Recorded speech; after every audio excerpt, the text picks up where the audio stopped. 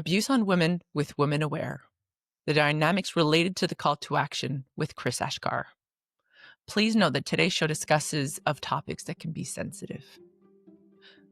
Abuse on women is a real subject. It's something that affects women every single day, and way too much.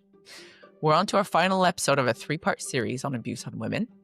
The last 2 episodes, we spoke about the cycle of abuse and the healing after the relationship.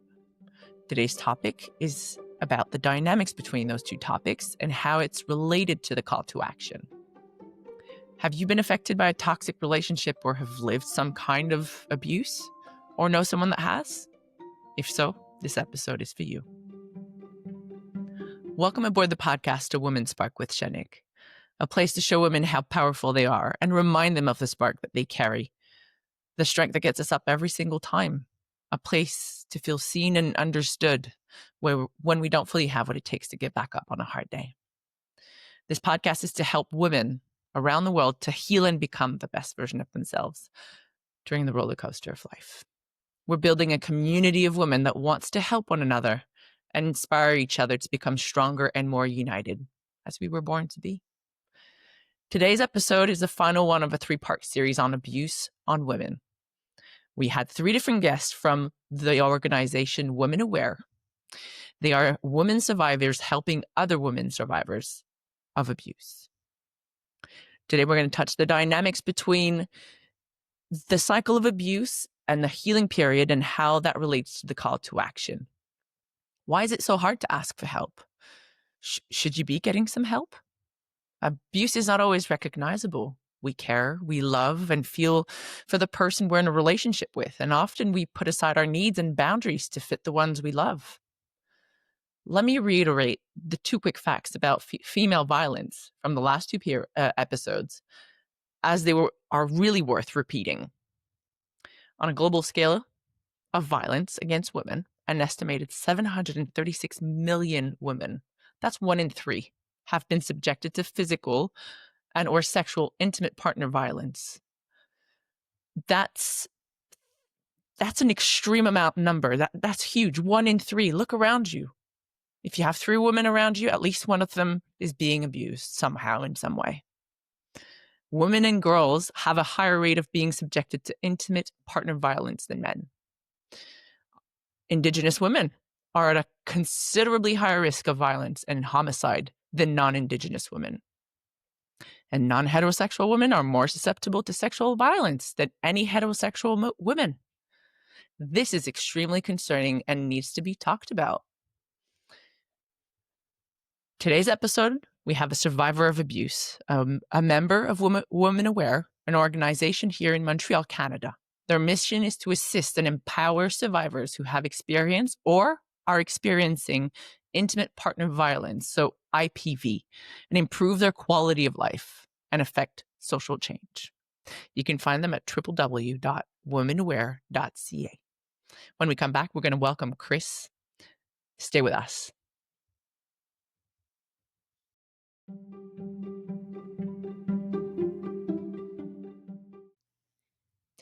Welcome back to a Woman Spark podcast with Shanik.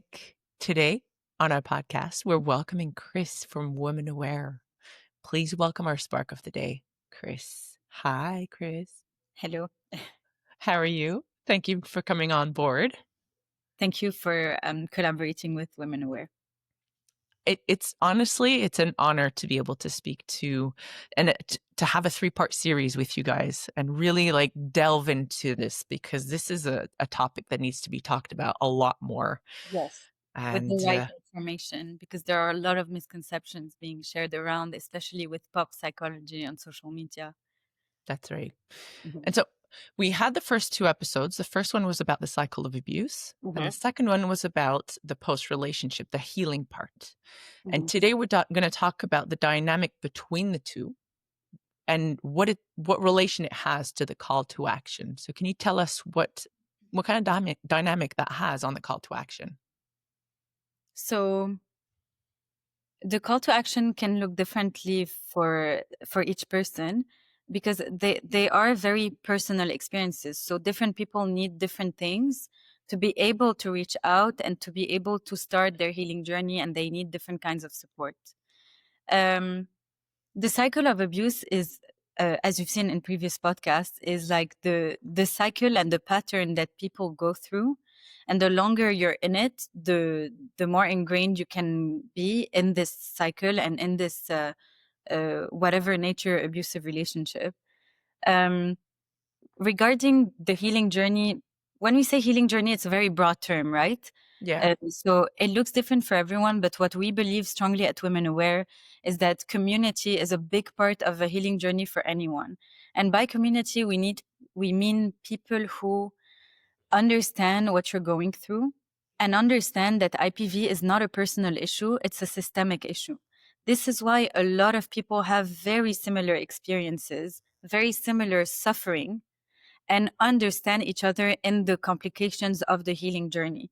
And by healing, we mean being able to function properly again, being able to understand yourself and trust yourself again, being able to have healthy relationships around, being able to trust, and being able to move forward despite your spirit being really broken by uh, an abusive partner or by difficult struggles of life and the lack of support.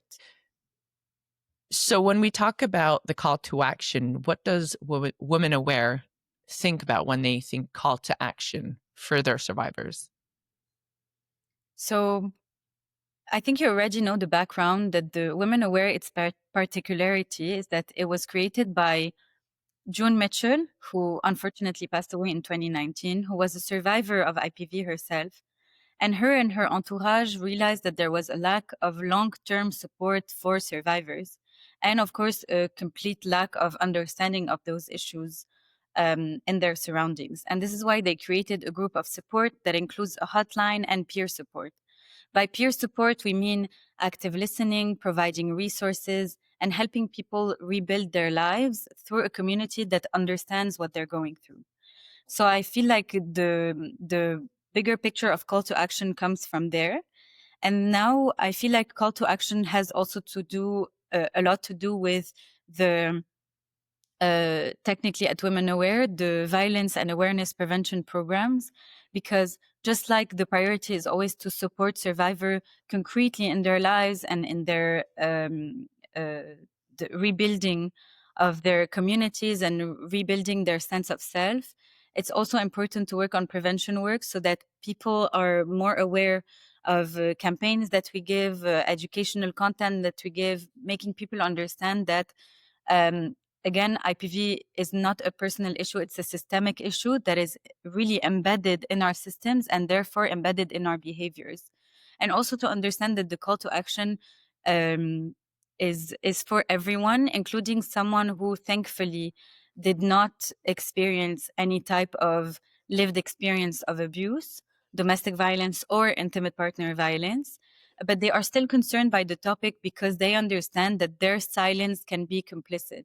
Their lack of knowledge of the topic can hinder another person's healing journey. And one of the big reasons why IPV is not getting better in our societies is because we are not we don't feel concerned by the topic if it doesn't affect us directly, and we Mm. think that it's basically other people's problems. It's always like a faraway statistic until we become the statistic and realize that even though we gaslight ourselves into thinking my story wasn't that bad, or my friend's story wasn't that bad, or they did something to provoke it, or this type of victim blaming language, it completely contributes to IPV as a systemic issue not getting better in our societies. And it's a Mm. huge part of why survivors and people with lived experience of abuse feel so alone and very confused about their experiences. And probably as well, if you get it, if you inform yourself about IPV and abuse, even if it's not happening to you, you're informing yourself so that you can probably see it and you can catch it Yeah. without seeing the act, but really see something in someone and provide the help that that person needs, as opposed to having not knowing what to do if your friend does end up living abuse, or a family member. At least there's a little bit of knowledge Yes. um, behind Um, everything. yes. And it's part of the trainings that we give that I'm really proud of that we're building. Part of the trainings are understanding what abuse is, what's the difference between an abusive and a toxic relationship, what's the cycle of abuse, how to recognize signs of abuse, how to support someone without completely, obviously, putting themselves in an unsafe situation, Mhm. or any type of peer support that could be needed in the situation, but at least not being completely oblivious or silent or complicit in the situation. And honestly, the more we learn about it, the more we see it happening around, not in a negative way, not like it's not like we're paranoid and we see it everywhere. We do realize that we are violent in our society a lot. The way that we speak about people, the way we judge, the way we divide, the way we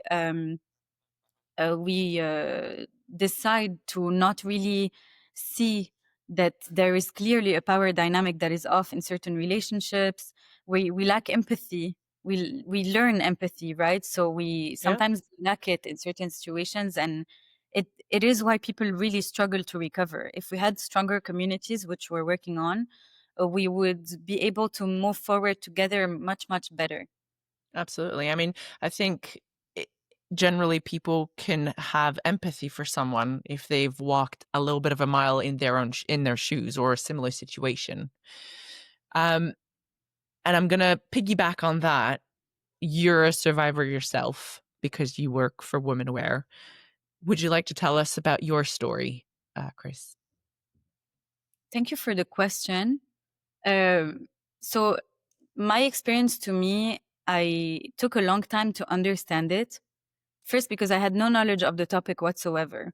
We have a lot of misconceptions about IPV, that it's like just physical abuse, or we use like terms that I don't want to use on this podcast because they're very like old school and very stereotypical. And I always thought I never thought I would be part of this statistic, or um, I had great role models growing up, so I didn't think that it could happen to me.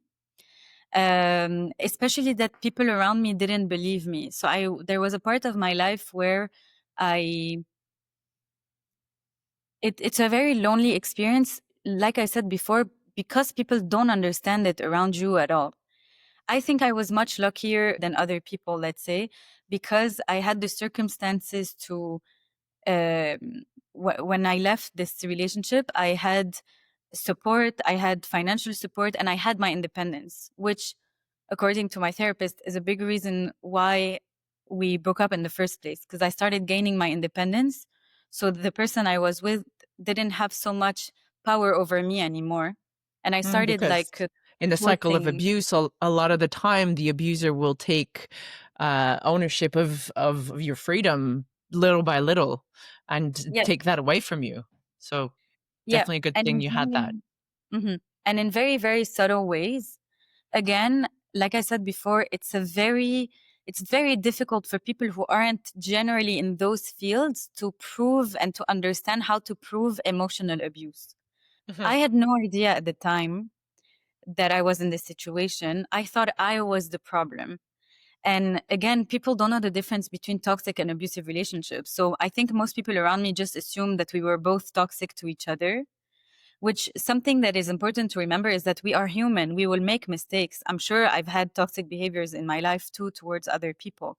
At the end of the day, like I said, we live in like overall violent societies that lack empathy. So we become the product of our environments too, even though there is good in our environments as well.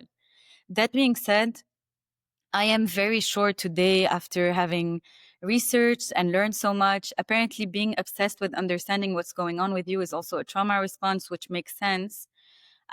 Everything that I went through in my life, I even systemically, even back home with the situation of the country, every time something really difficult happened, I was really obsessed with understanding why. And with my relationship, it was the same thing. I believe I was in a complete illusion the entire time. Looking back now, I don't recognize myself at all. I had completely lost my sense of self. And the difficult part is because I was going through a tough time in life anyways, I was going through intense grief and moving away from home, and I was dealing with a lot of anxiety and PTSD. It was very easy to place me as the crazy one.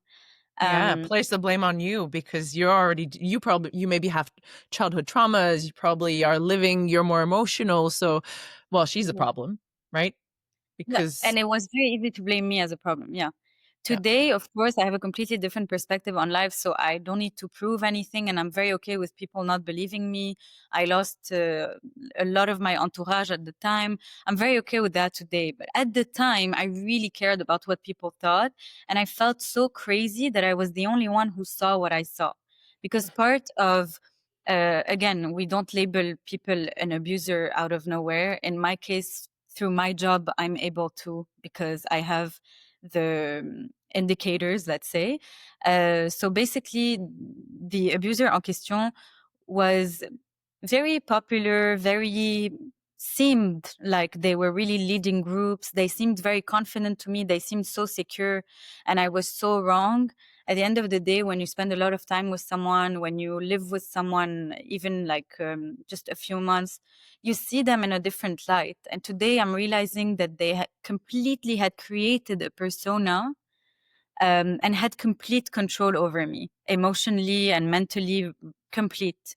And this is why most survivors will say at the end of their relationship, or when they're realizing something's off, or when they leave carrément, they say, I lost who I was. I don't know who I am anymore. I lost my sense of self. And this Yeah. is how later in life I understood, oh my God, I was in an abusive relationship. But I had no idea at the time. I really thought I was the problem for the longest time. Is it possible because we said earlier before we came on the podcast that sometimes those relationships they seem like the perfect relationship. There seems to be Oui. nothing wrong and but what do women tend to do often more than not? Is it possible that the woman tries to shape herself to fit the mold, to fit what the person that she loves wants and needs, and therefore slowly but surely losing who she truly is at the core? And So then that looks really nice and the relationship looks very glamorous and beautiful. it's a good question. First, I want to say it's not specific to women, although because of how we're constructed in our patriarchal societies, it does happen to women more that they conform to others because this is how we're constructed. We're constructed to be girls. We're constructed to be in the action of being a woman. And so certain expectations are on us. And especially when in regards to serious relationships and marriage, it's often expected of us to conform to what our husband wants us to be. And we have this wrong idea that like, if we become what he needs us to be, we will be more accepted and then he won't go and cheat or some very stereotypical things like this. There is truth to it. That being said, here, there's another component, which is the abuse, the cycle of abuse. In the tension building phase that was talked about previously, uh, your nervous system is already shaken and you're already realizing like something's off, but you don't really know what's going on. It's truly an experience that need to be felt to be understood. And then there is the very overt abusive behavior that happens. And then after that, there's the recovery phase where usually the person will re-become a super sweet person, maybe apologize, maybe love bomb again. So you will be like, oh no, I'm finding that person that loves me and I love back. And this is really a facade because any person that is sane and actually love you would not make you stuck in such a cycle. And in through that cycle, so in the cycle of abuse, we explain the process of the abuser essentially, how it goes on in their head, the tools that they use, the cycle that they use. And through those same phases, there is in parallel the experience of the survivor. And we really say survivor because at the end of the day, a person is surviving the situation because other people don't survive it. And I'll get to that later.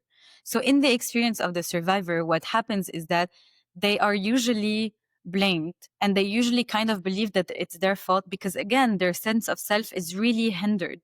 So by questioning yourself so much and by constantly trying to mend the situation, you do end up conforming to what they want, to anger them as least as possible, to frustrate them as least as possible so that you're not the problem anymore and they stop blaming you. The problem is this never stops. It's just a cycle. So it goes on and on and on again. And then after a year or 2 or 10 years, and sometimes a lifetime, the person becomes a shell of a person. And back to what I was saying about being a survivor, to me, this word was really like difficult um, to grasp. Difficile à Yeah, avaler. probably really hard for you to see yourself as a survivor because, Mm. as you mentioned, you weren't physically abused. You weren't, it's not, you can't see it.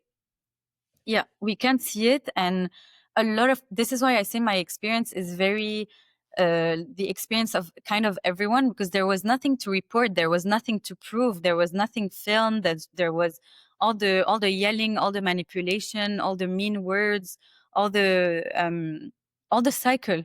There was no way to prove it except my own head. This is why we tell survivors very often, or people who are going through a tough time in life, even, it's a very good tip, if it's safe, to journal what you're going through, to track what's going on in your life. And essentially, I love this analogy I create in every training. I say abuse is like a fire. So for some people, it's going to burn them. Some people, it's going to really, really hurt them and harm them. And some people, it's going to unalive them. And I understood this experience because I was in such a low in my life after this relationship, which to me, I don't call it a relationship anymore. It was really something else. An You experience, a oui, bad one. experience. Oui, this very, en fait, c'est what I call this, an experience with no return. You're never the same person after going through Mhm. this, because you see yourself and people and the world in a completely different light. And I've had many of those experiences, to be honest, but only one really terrible relationship. I've had good relationships in the past. My first relationship was a very happy one with a very good man that I respect until today. So I'm just saying, like, it's not because you were in happy relationships before that it can't happen to you. I also had great male role models in my life, uncles, grandpas, dad. So really, you think it will not happen to you, and then it happens. And we have to remember, again, sorry, I'm back to what I was saying about being a It's okay. survivor. The fire that is abuse will affect people differently. It's the same concept of having someone having power over you, someone having control over you, and someone having all those patterns that make you stuck in a cycle of abuse. This is why we Perfect. say that abuse is intentional harm. We tend to hear a lot like, no, they didn't mean it, they loved you, or they're not a bad person. So hard to believe that some people are just terrible and will be abusers. It is maybe because they had a terrible childhood, or because they have mental health issues. People can use different types of excuses, but at the end of the day, abuse is a choice. And the simple proof is that some people go through terrible experiences and they don't abuse. Some people are toxic at some point in their lives and they get better. And Some some people, people just have something to learn as well in their lifetime. They may not be abusers or they may not think that they are, but certain traits of their personality is toxic and can be toxic with a personality that is completely different to them. So yeah, without being necessarily a bad person in the first place, an abuser with its victim or vice versa in a relationship, the relationship can become toxic because the two are so polar opposite and don't understand what the other person has lived in the past.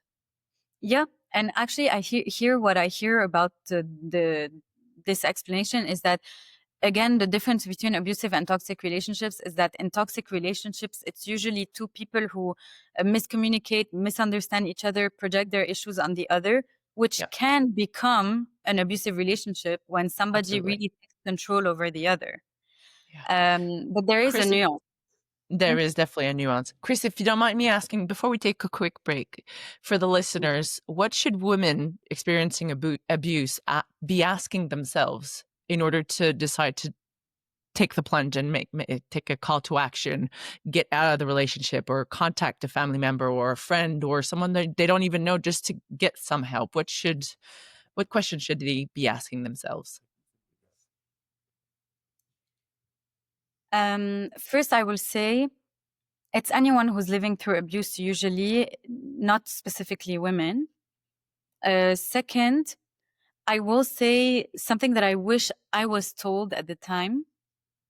Um, I mentioned it before. If it's safe, somewhere in your notes, even in code words, track your experiences. If, for example, on Tuesday you have a huge fight, on Wednesday everything's great again, on Thursday something happens, maybe tracking also your health, your in essentially if you're on a Your body will talk to you. yes, your body will definitely talk to you. Digestion issues, gynecological problems, depression episodes, anxiety attacks. I wish someone told me to track this so that I didn't spend so much time rethinking and like gaslighting myself and thinking I'm crazy. Because this is an experience that a lot of people who have been in terrible relationships, they all say the same thing. Second, I would say ask yourself the question every time you have doubts about what you're going through. How am I feeling next to this person? Mm. And it's difficult to be totally honest with yourself, but the practice of asking yourself the question will be very useful. And it's even useful in like everyday life with different friendships and sometimes even colleagues and collaborators. How do I feel next to this person? How do I feel after talking to this person? Do I feel respected? Do I feel like I'm still being myself? Do I feel like I'm being heard? Do I feel like my feelings matter in the conversation? Mm. I Those are think this is amazingly good questions. Absolutely. yes. And they're important because if you say yes to one of those, you might want to ask yourselves even more questions, and like you said, write it down. And if it doesn't improve, maybe you need to get out. Yeah, it's not. I just want to mention to just to be clear with IPV, it's really complicated. We never encourage somebody to get out unless they say they want to, because it Yes. can be even more dangerous for someone to get out of a relationship, especially when there is financial abuse or physical abuse. So that's a Mhm. whole other story on how we do this peer support depending on where someone is in their journey. I just want to say though, usually when somebody opens up about the topic or calls our hotline, even though they don't fully grasp it, they know something's off. So we need to trust what the survivor is telling us. We need to believe when they're telling us something's really off. Very important. And if a friend tells you, saying this to the people listening to us, if a friend tells you something's really off about this person and they seem like their life has fallen apart because of that relationship, please know that even if they've made mistakes, they do not deserve to be in a situation where somebody has complete power over their lives. We all make Mhm. mistakes. Abuse is not a mistake. Thank you, Chris. We're going to take a short break and we'll be right back. Thank you.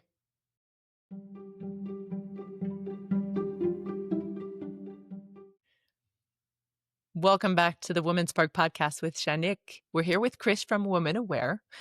This organization's vision is to see a community free of abuse. It was founded in 1995. Over the past 20 plus years, they've achieved their mission through the development of several programs run independently and in conjunction with other organizations.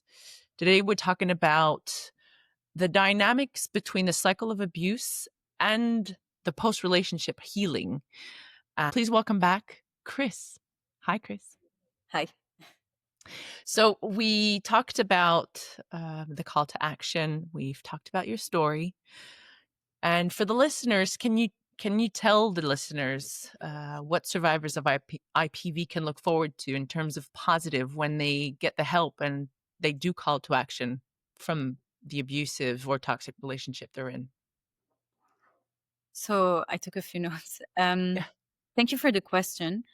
I would start first by saying that somebody who's been through it will help you validate your experience and validate your feelings, however you want to label it. Even if you don't understand if it was toxic, if it was abusive, where you went wrong, even though you are not at fault for somebody being abusive towards you ever. A community like Women Aware and other people who have any type of lived experience of abuse, um, and of course at Women Aware we receive training regularly, the peer support services and just the peer support we give each other as a community can really help you understand what you went through and validate however you feel towards it, because every person's story is different, even if you don't call yourself survivor. um, to me, I understand that people who went through tough times, they survive it because other people unfortunately don't, and it's usually because of a lack of support and community or the right tools of support. So, Absolutely. first of all, definitely validation, which opens doors because then you start opening up about what's going on and you asking for help. I really want to tell this to our audience. It sounds a little bit cheesy, but truly, when every time I hear somebody asking for help directly or indirectly and sharing their story, I will never see them as someone who was weak or who was a little crazy or ever something negative like that or undermining like that. Somebody who opens up about struggles and really deep stories in their lives, or somebody again who survived a potentially abusive relationship. I see that they are brave. I see that they are going through some of the toughest times in their lives and they're still able to reach out. They still have this will to live and live well. And then this also trains you to become more vulnerable in a healthy way. And being vulnerable really heals us literally as human beings, because we need to be vulnerable. We need to have a bit of emotions open with the right people to be able to get out of our difficult functioning and be able to, like I said before, live well. Like you really see the other side. There is so much to live. Usually people who get out of difficult or toxic or abusive relationships, eventually they get back to their hobbies, they get back to themselves, they reconnect with friends and family, which again is part of the peer support, which would be my third point, reconnecting with community. What we do with survivors is also, if we start being their only person that they can trust, we are essentially making them dependent on us, and then we are perpetuating what their abuser did. So we definitely work on at the right time for them, helping them reconnect with the family and friends that they can trust. Mhm. Because community is very important outside of Women Aware. Nobody can rely on just one person, right? Absolutely. Chris, if a listener's listening to our podcast today and is doesn't identify as being a survivor Mm. and is going through a tough time but still doesn't fully quite grasp what they're living at the moment because they're still in the very beginning of seeing that there's a problem. Mm. You talked about writing earlier, but for someone who doesn't identify as a victim, as a survivor, and is not yet sure of what they are feeling, what would you tell them? First of all, labels don't matter at all here. Victim, survivor, on s'en fout. It doesn't matter how you label yourself, even how you label your relationship, especially at first. I think if you confuse, there's something to look into. Some people and some research and some trainings can help you ask yourself the right questions to know how to situate yourself and understand a bit more what you're going through. If you're But not into, what if Mhm. that person is says to herself, "Well, I'm not that bad." So, Yep. there are worse out there that need more help than I do. So, what do you think of that? So I have a specific answer for that, which I say often. And I used to be that person who said like, it's not that bad because it wasn't that bad. Like I wasn't physically abused. I didn't die. I survived it. And then life isn't that bad because I have other things in my life. But I was a shell of a person. And again, I believe that we need to see struggles as common. Some people survive it, some people take years, and some people get through it.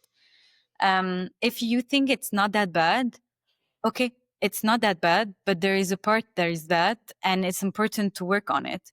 Usually, if you're a little bit avoidant to see it, is also because maybe your entourage isn't seeing it with you, or because you are blamed for a lot of what's going on.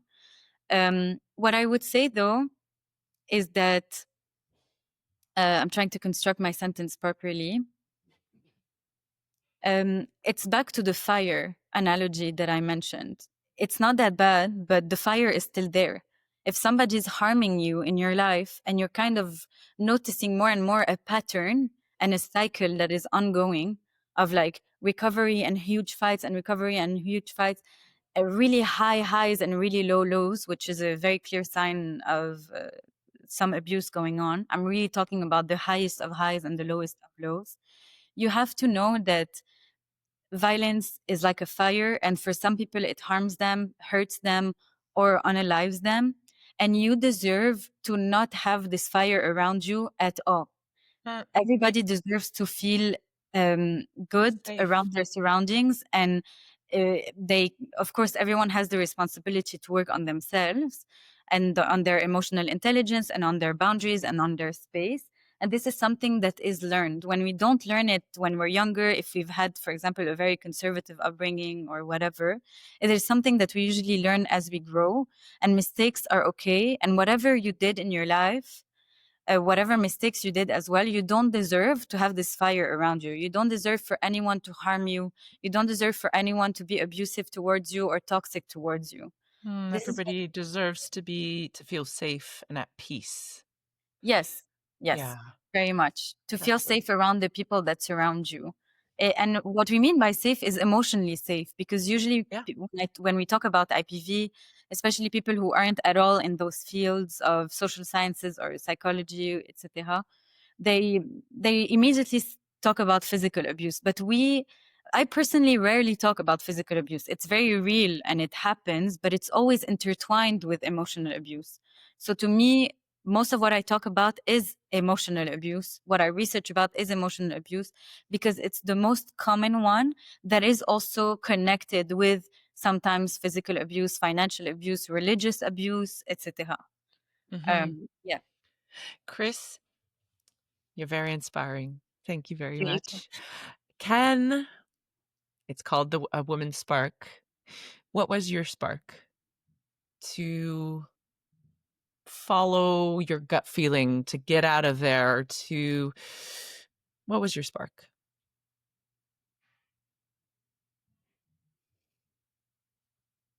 It's a difficult question. Um, I'm sorry, I'm taking a moment. Just Take your pass. time. It's okay. I was never asked this question, and I honestly really struggled after. There was a whole part of my life that I completely forgot. I have no memory of like a few months of my life because of how in survival mode I was. But I guess if I pinpoint the moment where I knew I deserved better was the moment where the person I was with at the time really crossed all of the boundaries and said things that they can never take back. And I think in the moment, maybe I felt the spark where I thought to myself, wait, I actually deserve better. To me, it's kind of a very personal experience, but I believe I, I have a person who is not of this world anymore that is protecting me and always wants what's best for me and is guiding me. I've had a lot of really interesting coincidences in my life. So I believe that this gave me the strength, the grief, you know how we say grief is just all the love that doesn't know where to go. Yeah. So I applied all of the love that I have for that person. I called my power back to me, and I tried to remember who I am as a person. I am, Mm. And what I'm, would that person mhm. think if they were with you, next to you, towards what is currently happening? And is that what your spark was? I think I think they would think that, sorry, I'm trying to answer the question. I think they made me believe that there are really good people in this world, that there are people who really mean to grow the well-being of our societies, and that there are ways to change our communities for the better. And I hung on to that. And before thinking of changing the communities, I decided to change my own life. And I thought, I don't have much right now. I have terrible mental health, but with what I have right now, I'm going to construct from that. I'm going to start building from where I am. So literally went back to basics. It was literally like being reborn. And I think we have to not be afraid to restart and start trusting yourself. And even if it's very, very difficult, eventually today I see my life and I see where I was 2, 3 years ago, and it's literally a completely different life. I'm a completely different person.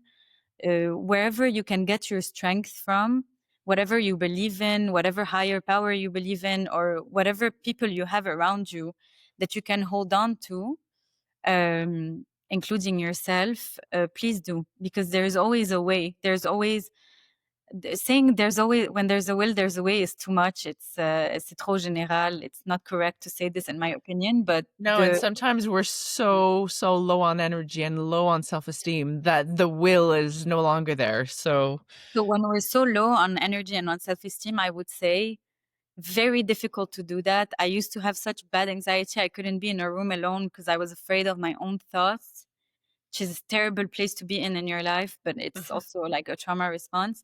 I would say try to allow yourself to rest. I stopped judging myself for feeling so bad, for being so low on energy and so low on self-esteem. And I try to remember everything will pass. Everything in this life is temporary, even life itself, especially life itself. So I try to remember, okay, if I'm super, super low today, this was especially right after my relationship, it still happens to have low days. But if you're particularly at a low, you literally don't see the point of life anymore, maybe allow yourself to rest and try to not judge yourself when you're in this situation, because then you eat, you sleep maybe a little bit, you wake up, you're already feeling a little bit different. And then things do grow and they do evolve. And time, not alone, but time does help. and this too shall pass. Yeah. I love it. I really love that. Really stuck with me. This too shall pass. And Yeah. I Yeah. have I had a frame here that says, if you can't, don't quit, just rest. You know, I love it, that. yeah. I also have a picture in my room that my friend didn't want anymore, and I kept it, and now it's speaking so much to me more than before. And it's so simple, and I think people find it very cheesy sometimes, but I'm okay with that. It just says, "Be kind to your mind," because we cannot Oh, shame ourselves into being better people. We cannot shame ourselves into building something or shame ourselves into changing something. It doesn't work. Shame is just, it will literally just bring you down or push you into becoming a person you don't want to be. So be kind to that's your it. mind. I remember I was like, all the kindness that I didn't get from the person I was expecting to receive kindness from, I'm going to give it to myself.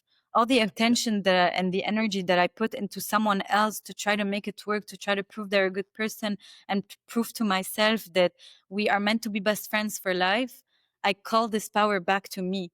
And I was like, okay, all the energy that I put there, I'm going to put it back to me. No, Yes.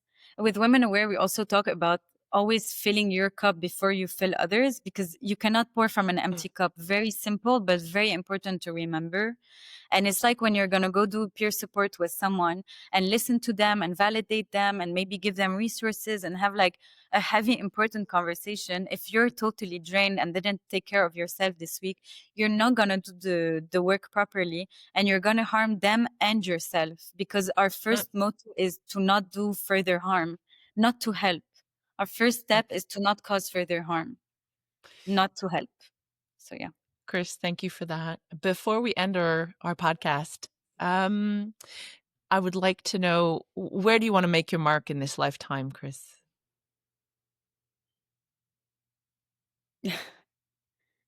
um Oof, it's such a hard question. I didn't expect this question. Where? How do you want to make your mark in this lifetime?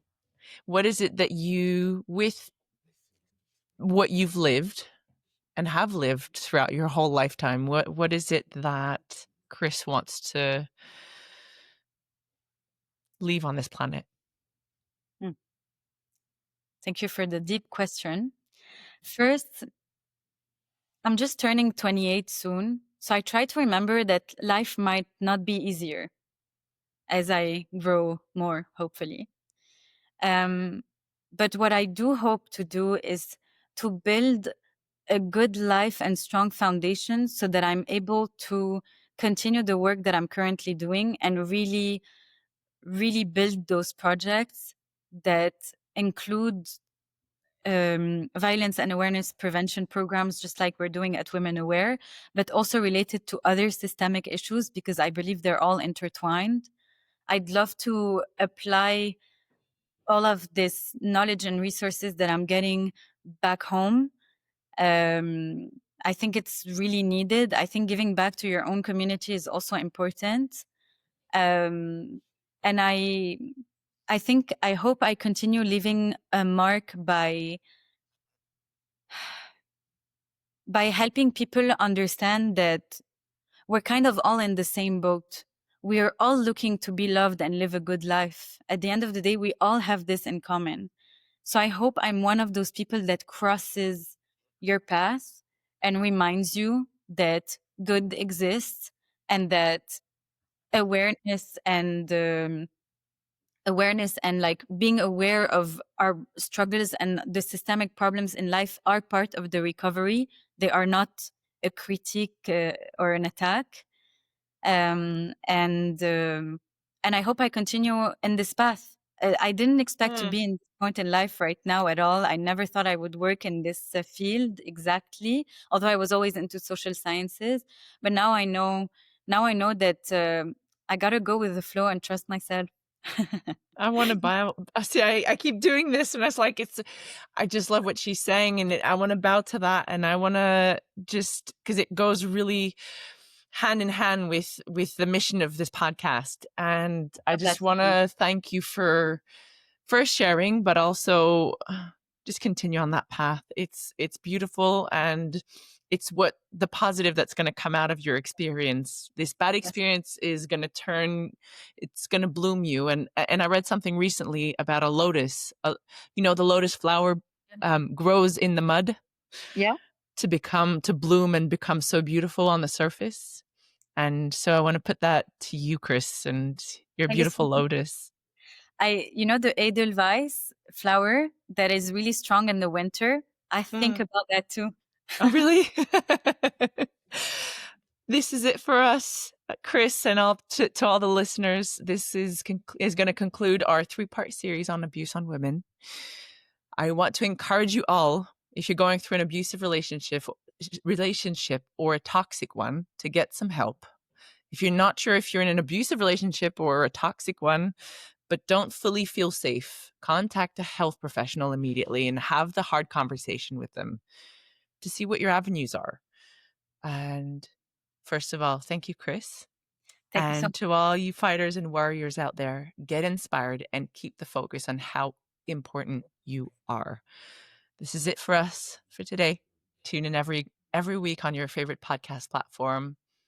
And if you want to get involved with the Be Guided, Be Inspired community, or you want to share what kind of impact or experience you've had because you want to share it with other people and change their life, come on the platform at www.beguidedbeinspired.com. Write us and we'll connect together. Let's change the world of women one conversation at a time. Keep sparkling. See you soon. Bye.